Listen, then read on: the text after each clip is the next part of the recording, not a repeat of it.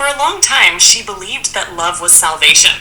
That if you held on tighter, if you endured, if you waited, something would eventually change.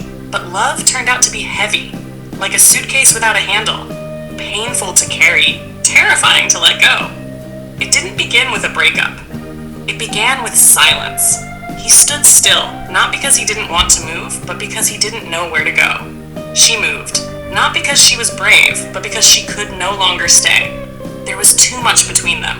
Expectations, unfinished sentences, past versions of who they used to be. They looked at each other as if through glass, visible but untouchable. She watched the world from a distance. People rushed, laughed, promised each other forever, forgetting that forever is far too fragile for words. Everyone was going somewhere. Everyone was waiting for someone. Everyone pretended they knew who they would wake up next to in the morning. And more often, one thought returned to her. Love screams inside when it has nowhere to go.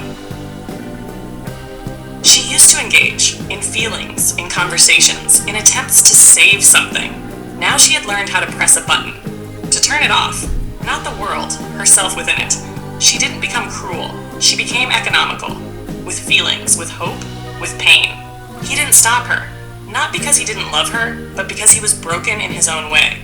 He believed that if nothing was done, everything would stay the same. She knew. If nothing is done, everything disappears. That was their greatest difference.